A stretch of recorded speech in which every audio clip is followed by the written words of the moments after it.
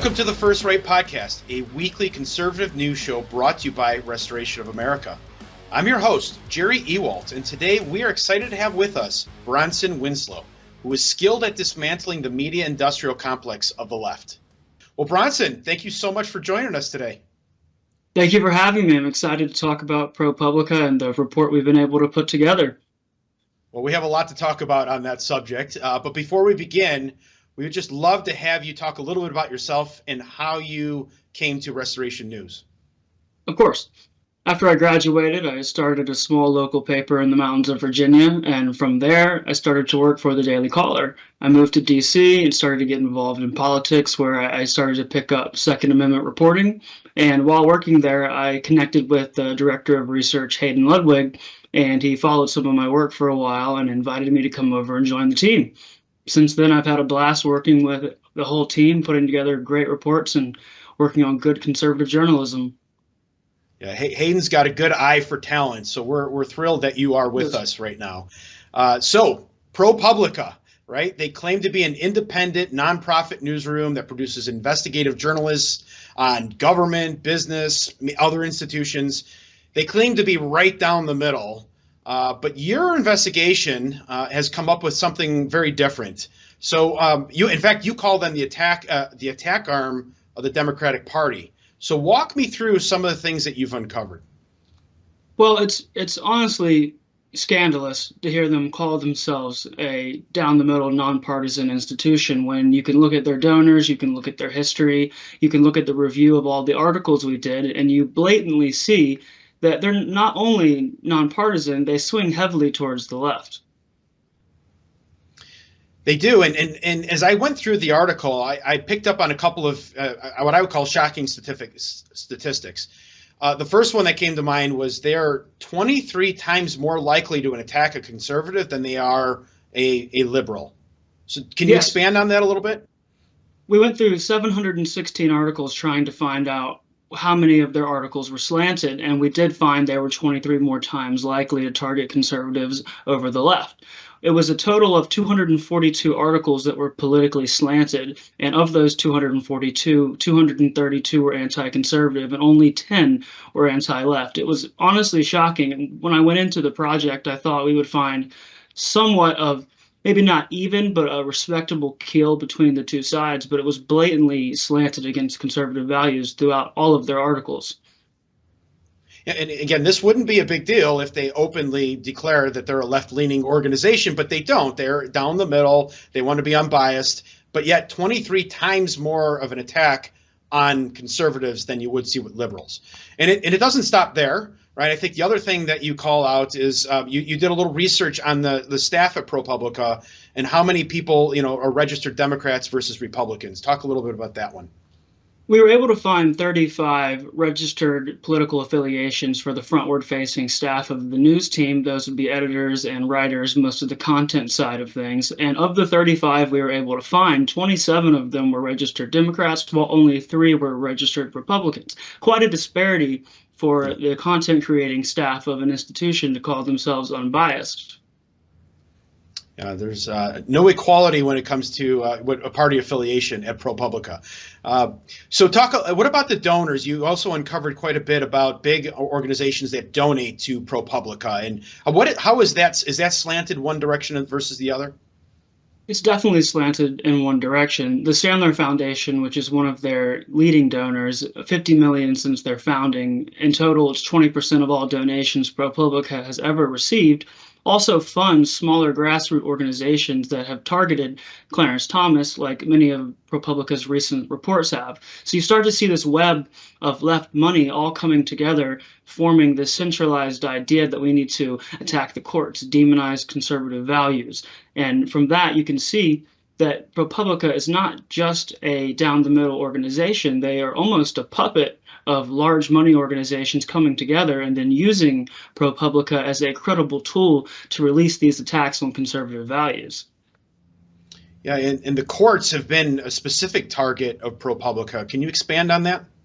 Well, ProPublica initially released a report on Thomas highlighting luxury trips he'd taken with a longtime friend, Harlan Crow. They were accusing the Supreme Court justice of not disclosing these trips, as well as Harlan Crow paying for Thomas's grandson's education. As soon as they released these reports, many legal experts weighed in on the situation and said that their claims were outlandish, as any stays in a friend's home or anything done with a friend is not required to be disclosed.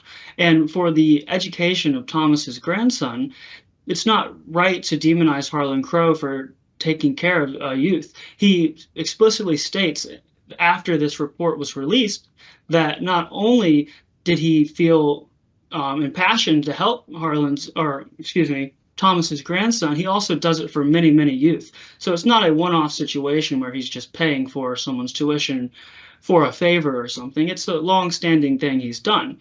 Alongside legal experts' claims that these reports are outlandish, the Wall Street Journal editorial board released a opinion piece saying that the report itself was full of flowery language and they had no real substance behind the claims. They simply called things luxurious trips and pretty much tried to demonize any form of wealth or any type of luxury at all. Yeah, I mean, it's a favorite of the left is to attack the Supreme Court, especially Clarence Thomas. And I guess it's no surprise after the work that you've been doing on ProPublica that they would do the same. And it points to, you know, which side that they are leaning, even though most people see them as down the middle. So I think it's really the investigation that you've done on ProPublica really exposes the bias of media organizations. We also know that many media organizations leverage the work of ProPublica. Do you see these organizations moving away from using them, or at least labeling them as left-leaning so the audience could know what they stand for? I would very much like to see that happen. We've emailed over 100 of the publishing partners that work with ProPublica, and the hope is that they will see this report and understand that even though ProPublica does release many neutral reports that are very fine forms of journalism, the bulk of their reporting is anti-conservative, and for that reason they need to be labeled appropriately. They can't continue to find themselves under this charade of an unbiased, nonpartisan organization when truly they're not. We're hoping that the publishing partners of ProPublica will see this report and change the designation that they use to label ProPublica. If not, altogether stop using ProPublica until ProPublica itself changes its designation.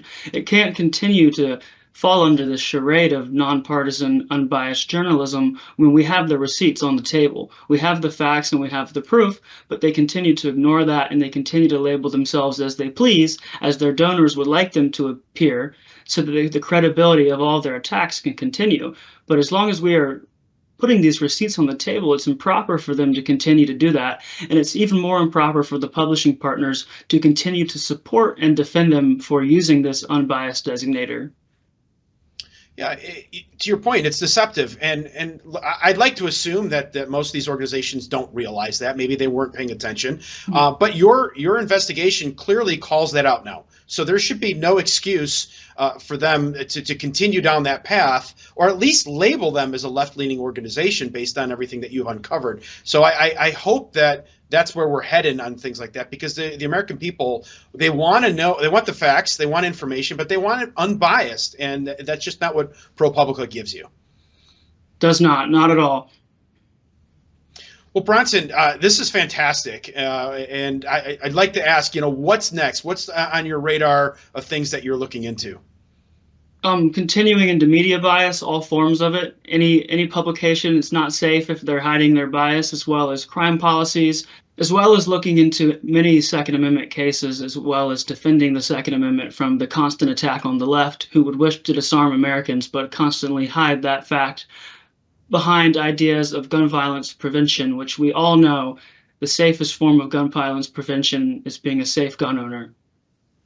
That's so true. Well, Bronson, you're off to a great start, and to read the article on ProPublica and other great investigative works by Bronson and the team at Restoration News, please go to restorationamerica.com and click on news. Bronson, this has been great. Thank you so much for joining. We look forward to seeing all the great work that you're going to be doing for Restoration of America and for our country. Thank you. All right, well, that's our show for today. Thank you so much for tuning in and supporting conservative media. Don't ever forget that by working together and staying diligent, we conservatives can bring our country back to true greatness. Until next week, let's all keep praying that God will continue to bless America. First Right, a new kind of news summary without the liberal slant. Every morning, in your inbox, always free. Subscribe by texting First Right to 30161. That's First Right, all caps, one word, to 30161.